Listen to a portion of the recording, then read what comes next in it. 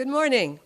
I'm Martha Sincula, your service leader today, and welcome to the Umpqua Unitarian Universalist Congregation. Our speaker this week is Reverend Dennis Reynolds.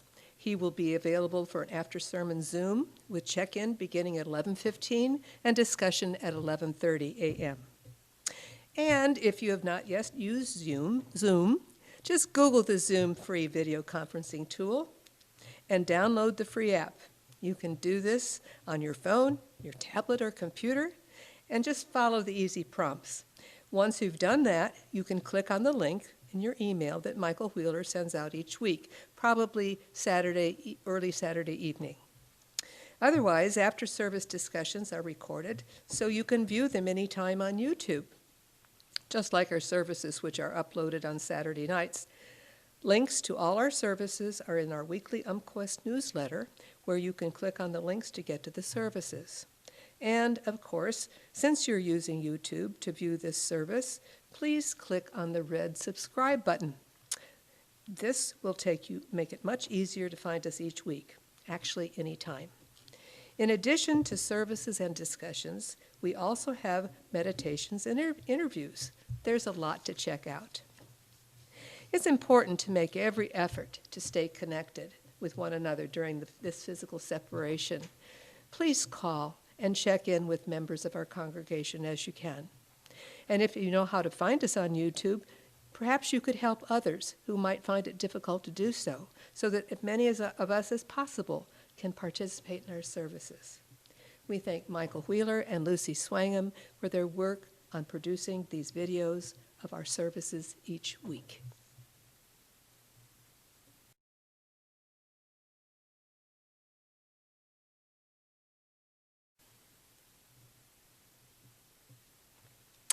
Reverend Dennis Reynolds came to the ministry after a 30-year career as a preschool teacher and administrator at the University of Oregon. He has since retired to Eugene after serving churches in Oregon and Washington State as a hospital chaplain. He has been an activist locally and globally. Reverend Dennis believes the most powerful sermons are often those written with a religious text in one hand and the current news source in the other. He enjoys long life learning, and the practice of crafting sermons. We welcome Reverend Dennis.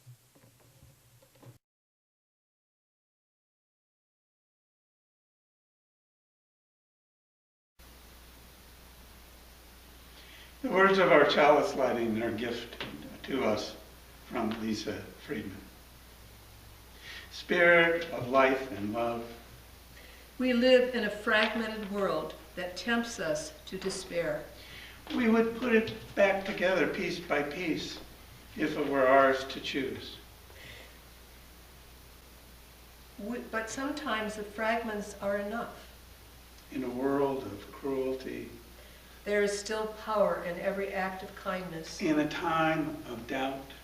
There is still power in every act of hope. In an age of division. There is still power in every act of unity. May we remember that sometimes the fragments of meaning are just the right size to hold in our hands.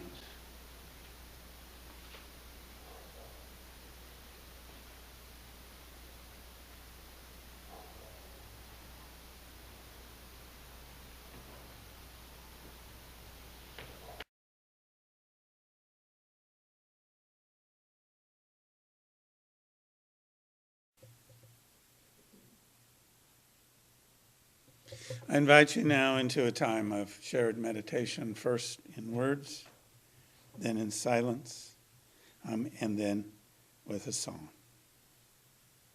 The words are a gift from Thich Nhat Hanh, the Vietnamese Buddhist teacher, who has impacted many around the globe. He's currently residing and thriving, we are told, in Plum Village, his home monastery in Vietnam, where this morning, this Sunday, he celebrates his 24th birthday, or as Buddhists call it, the 24th anniversary of his continuation.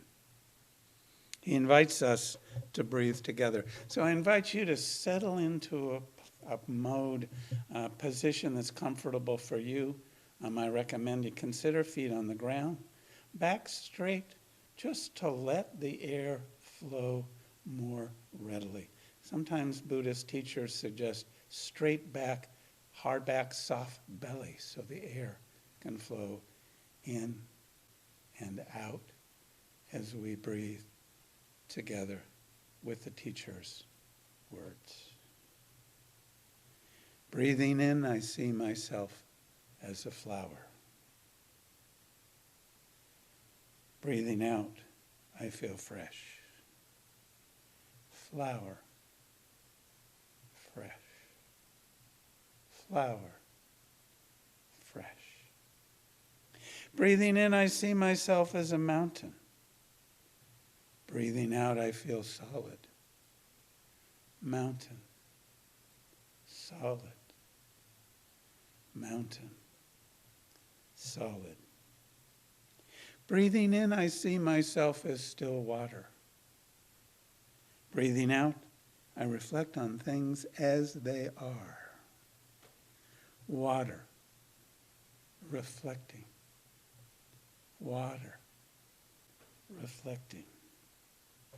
Breathing in, I see myself as space. Breathing out, I feel free. Space, free. Space, free. In and out, breathing together in shared silence.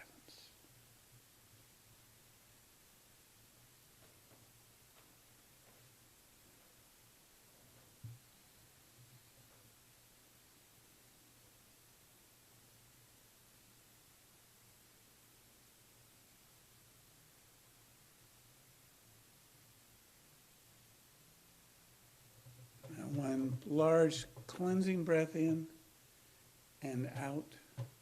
And now we will be gifted again by song from the General Assembly of the Unitarian Universalist Association from 2015. Song simply Trust.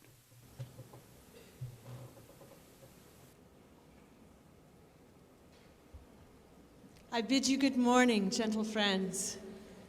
We invite you to help us create an ocean of beautiful sound to invite people into this space. Harmony Grisman, a musician and healer from Point Reyes, California, wrote this chant based on a haiku by Japanese Buddhist Kobayashi Issa.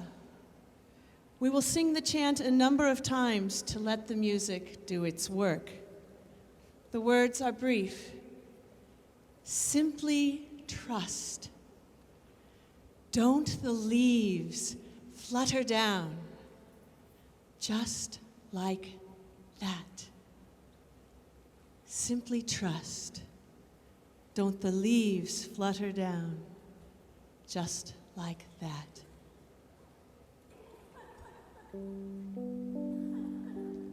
Simply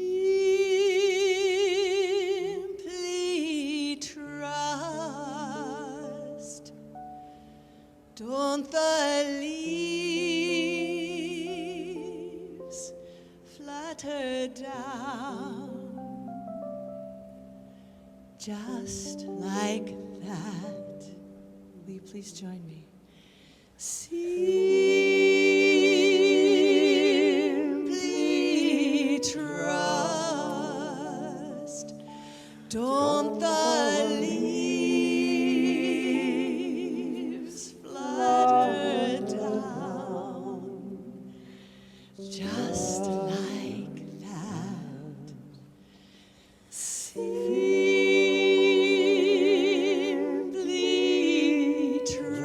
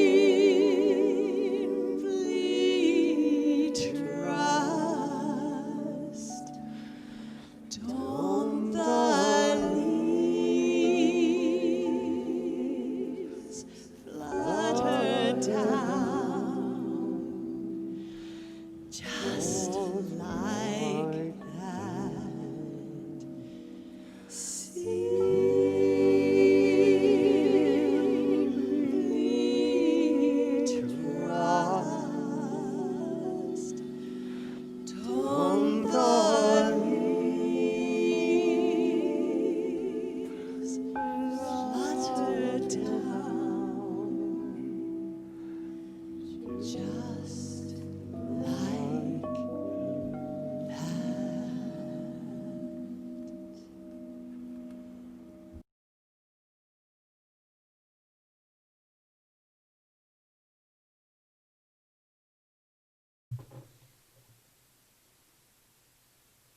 I want to begin my shared words with you this morning with a story. It's an ancient story titled Weaver Woman.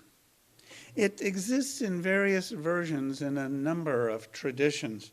The version I know is one I heard from two storytellers, Michael Meade from Vashon Island, Washington, a writer, teacher, and wise man who I've had the opportunity to attend a number of workshops with, and Portland, Oregon-based storyteller Will Orniak, who was the theme speaker at this summer's Unitarian Universalist District Conference in Seabeck, Washington.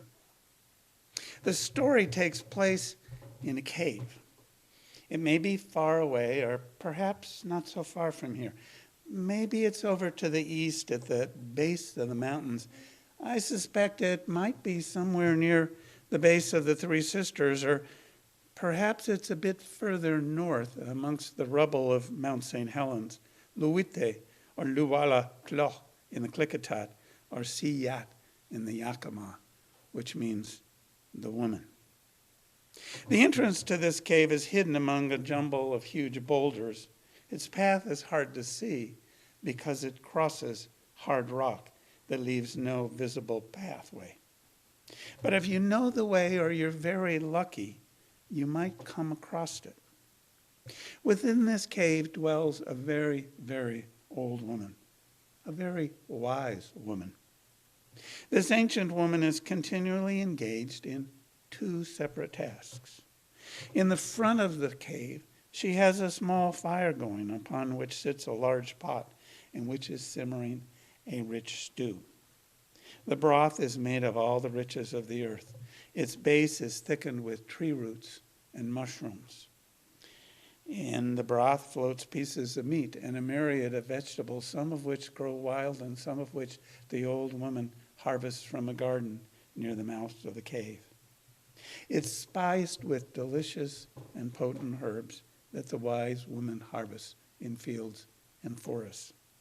It's a rich soup and has all the nutrients and the magic capacities needed to feed all the people and all beings. Further back, towards the back of the cave, is a massive ancient loom upon which is hung an intricate and exquisite tapestry.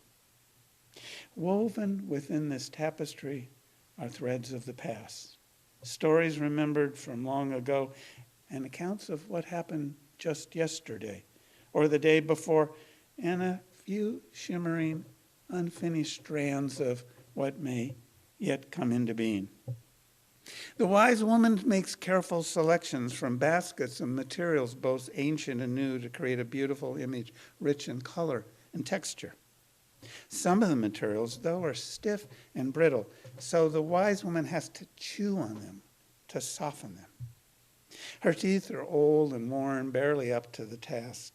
She chews as she weaves, and she weaves as she chews. She works with dedication and brings diligence and deep intention to her work.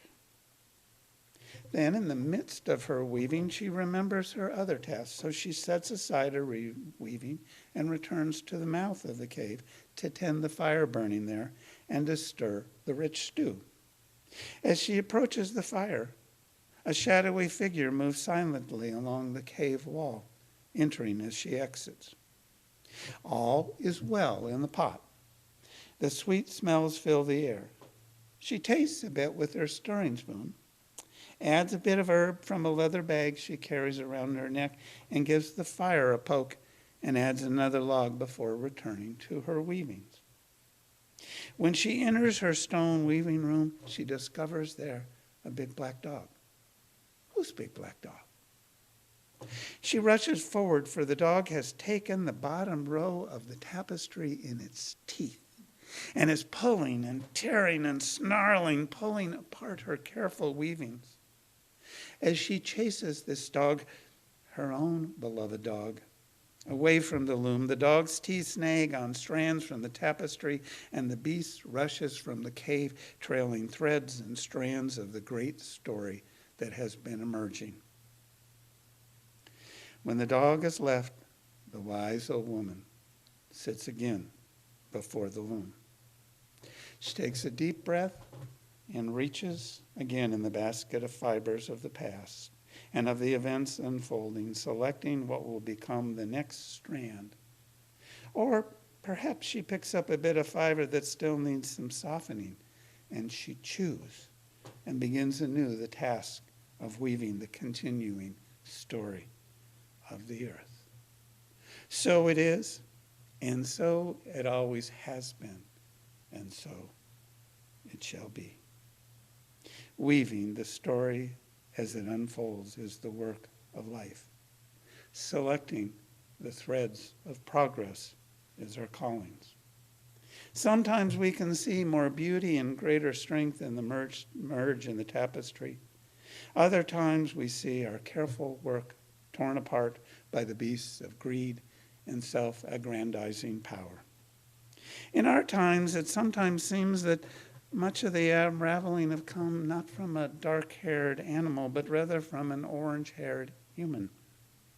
Sometimes when things become unraveled, we realize that previously ignored knots or other flaws in the weaving have been revealed, and we need to pull out some threads to undo previous errors and ugliness, like supremacy, culture, and inequalities that have been woven into the fabric of our culture.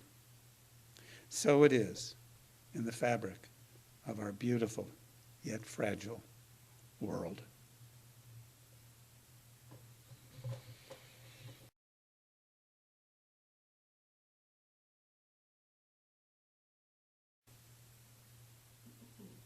I want to begin my sermon this morning with a haiku. It was written by the Buddhist poet Gary Snyder. It's my favorite piece of haiku. This dewdrop world is but a dewdrop world, and yet. This world is indeed beautiful like a shining dewdrop, bright and glistening. And like a dewdrop, our world is also fragile and permanent. The morning dew readily disappears in the bright light of day. Beauty, fragility, impermanence, change. So much in recent weeks has been unraveling. It's a very difficult, very challenging time. The virus is surging again in Lane County, my home county, and in many parts of the USA and across the globe. Even in the White House, infections are increasing. Globally, over 1 million people have died, over 211,000 of them in the United States. Nearly 600 people have died from the disease in Oregon. As of this week, about 260 people in Douglas County were reported to have had the disease, with 4 deaths. The resulting economic crisis has created hardships for many across the globe and close to home. And then, in the midst of all that, here in the American West, forest fires have raged. The conflagrations have consumed millions of acres. Thousands were evacuated. 33 people have died and scores more are listed as missing.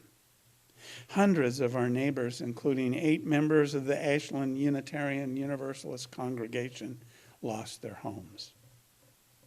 The smoke blown by unseasonal west winds blew the smoke into our cities and disrupted so many lives and threatened the health and well-being of many of us.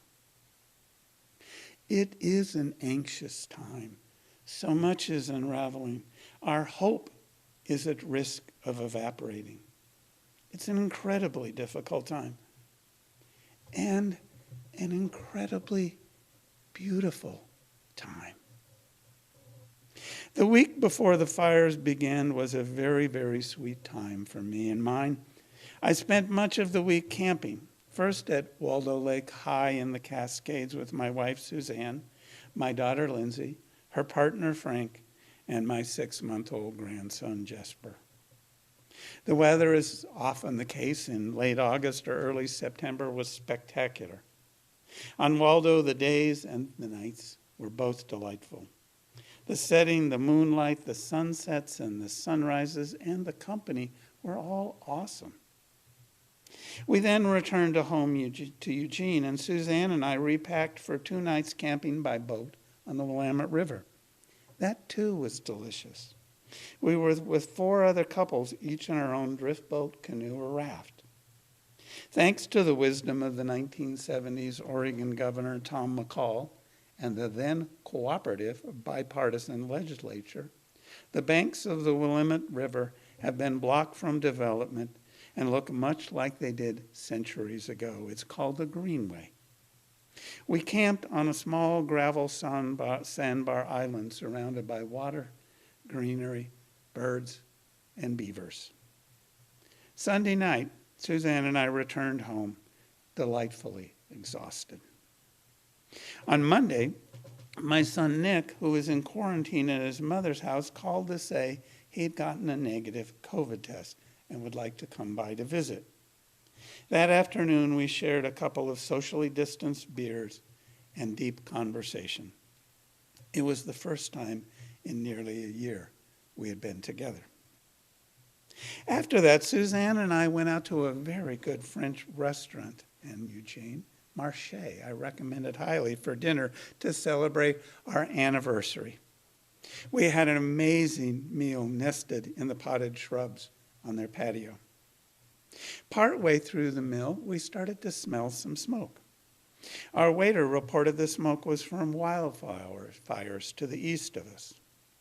As we savored our anniversary meal, which included 2 shared desserts and a delightful muscadet the waiter had recommended, the winds and the smoke increased. When we left our protected little corner of the patio, we discovered that the winds had become very strong. Tree branches swirled around us on the drive home. When we arrived safely at home, we put the dog out in the increasingly smoky yard and drifted sweetly off to sleep, filled with appreciation for a delightful day, a delightful week, and 24 awesome years together. In the morning, I woke as though I was in a different world. You see, there is a skylight above our bed, so the first thing my eyes beheld that morning was a ghostly, strange, orangish light, and ashes flecked across the glass. I got up and looked out of the window at an otherworldly-looking landscape. The rising sun glowed a ghastly orange. A strange hue was cast upon the fields and houses all around. A gray fog-like shroud of smoke huddled under the trees. I checked the weather report and the air quality index that find that overnight that somewhat smoky air had become toxic with an official designation as hazardous. Checking the news for fire updates, I discovered that beloved places on the nearby Mackenzie River were in flames, and that the fires were moving westward, sometimes moving faster than a person could run. Other fires were raging to the north and to the south. The smoke increased to very hazardous, with ratings that were literally off the charts. As someone who has asthma, I found myself trapped inside for the next 10 days. It was up to Suzanne to venture out wearing an N95 mask to get my brother to medical appointments and allow the dog to relieve herself.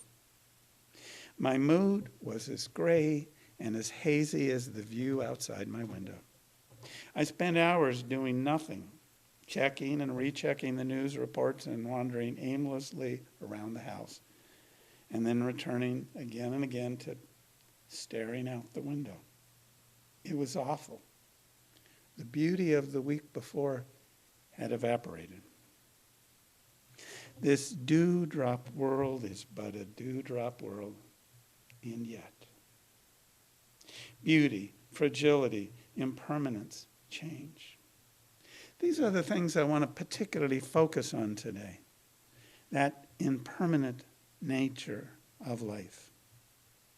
The first noble truth of Buddhism tells us that life is dukkha. Now, for many years, those who sought to translate the word dukkha into English took that phrase to mean that life is suffering. Though many scholars tell us that that's not really an accurate translation of the Pali Sanskrit language in which the Buddha spoke. The scholar Barbara O'Brien tells us that anything temporary is dukkha, including happiness. But some people can't get past that English word suffering and want to disagree with the Buddha because of it. Some translators are chucking out suffering and replacing it with dissatisfaction or stress. She reports that sometimes translators bump into words that have no corresponding words meaning exactly the same thing in the other language. Dukkha, she reports, is one of those words. Understanding dukkha, however, is critical to the understanding of the Four Noble Truths, and the Four Noble Truths are the foundations of Buddhism. Because there is no English word that neatly and tidily contains the same range of meanings and connotations, it's better not to translate it, O'Brien contends. Otherwise, you'll waste your time spinning your wheels over a word that doesn't mean what the Buddha meant. So throwing out suffering, stress, dissatisfaction, or whatever other English word is standing in for it, and go back to dukkha. Do this especially if you don't understand what dukkha means. Think of it as an algebraic X, or a value you're trying to discover. O'Brien writes that the Buddha taught us that there are categories of dukkha. Suffering or pain, dukkha, which is ordinary suffering as defined by the English word, is one form of dukkha. This includes physical, emotional, and mental pain. Impermanence or change, viparinama dukkha. Anything that is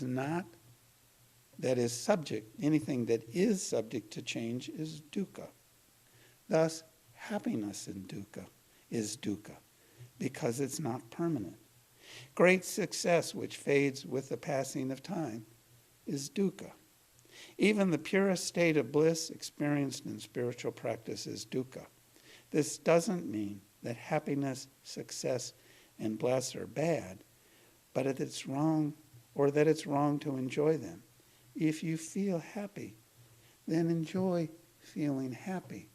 Just don't cling to it. Clinging, or attachment, or what the noble truths of Buddhism tells us leads to difficulty and blocks our pathways to equanimity and happiness. Or if not happiness, the simple acceptance of what really is. The reality is that we are in the midst of a terrible pandemic, and even if it has not directly affected you or your immediate neighbors, it has cast a dark shadow across our dewdrop world. The reality is that the wildfires happened and are still happening. People died, homes and livelihoods went up in smoke, along with millions of acres of forests. The smoke still lingers and damages the health of many of us. We need to accept that and practice both better forest management, fire suppression techniques, and address climate change factors that are within human control. As I write this, yet another hurricane is approaching the Gulf Coast with devastation likely, the highest number of hurricanes to strike our country in a year ever recorded. Climate change is real, and to deny it or rail against it is of little value. In our times, the reality of systemic racism that has long been woven into our culture has been revealed, and many are seeking to undo that naughty part of our shared heritage. Divisiveness is real. We often find it hard to talk with our neighbors. Yet fires and tragedies and shared hardships can often be the things that best bring us together. Accepting a thing as real does not mean we accept it will always be. All is impermanent. All is subject to change. As Unitarian Universalists, we are part of a faith tradition that teaches that we can be part of changing the world for the better. The 19th century Unitarian minister Theodore Parker said, and I'm missing the quote. He said, the arc of the moral universe is long, but it bends towards justice. Those words were echoed and paraphrased by the Reverend Dr. Martin Luther King Jr., who added to Parker's original teaching his own threads from his Christian faith. For the great American experiment has been long been a laboratory for change. We need to look at all that has been accomplished as we move forward, seeking to accomplish more. In the 1920s, women's suffrage became the law of the land across America. The Voting Rights Act and other civil rights legislation dismantled much of the legal framework of racism in America, though that work is not yet completed. Same-sex couples can legally marry across our nation. These things happened because people worked sometimes for decades to make them happen. The work we are called to today is not just about making today a better day or even tomorrow, but rather we need to take the long view and the full view. Life is filled with beauty and joy, and pain and sorrow and suffering. Life is dukkha. Now, what I want to be clear, I'm not advocating what some would call a navel-gazing kind of acceptance, quite the contrary. Buddhist teachings reminds us of its permanence as a core facet of reality. And it teaches that our greatest happiness and deepest fulfillment arises from cultivating our deepest compassion and love and our care for all of existence. This dewdrop world is but a dewdrop world. And yet, those closing words, and yet, are the key. That and yet is the embodiment of our love, compassion, and our action, our weaving and reweaving, if you will. As the writer Cornel West tells us, justice is what love looks like in public. What we do, rather than what we say, is most important. Thich Nhat Hanh advises us that compassion is a verb. That wise teacher told us that nonviolent action born of the awareness of suffering and nurtured by love is the most effective way to confront adversity. Acceptance of the reality of what is helps us to burn away fear and to remain open to what will when nurtured by our love and time, flower, and bloom. To help in that blooming, that is the purpose each of us are called to live into. Please, let us all work to make it so.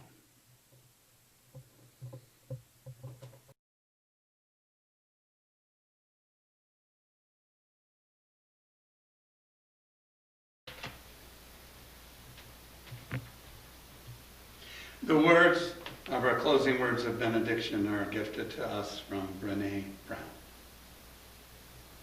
May we each, as we seek our next steps, stay true to our own sense of purpose. I am here for my purpose. I am not here to make people comfortable or to be liked. My purpose is to know and experience love. This means excavating the unsaid word in the world and in me. Knowing and experiencing love means calling shame, fear, dehumanization, and injustice by their birth name, lovelessness. Yes, lovelessness. It means finding love in beauty, art, and nature. It means not turning away from pain or working our pain out on other people. Knowing and experiencing love requires making connections between experiences and emotions that often feel a million miles apart. Love always requires living into courage and faith. Shalom, salam, amen, and blessed be.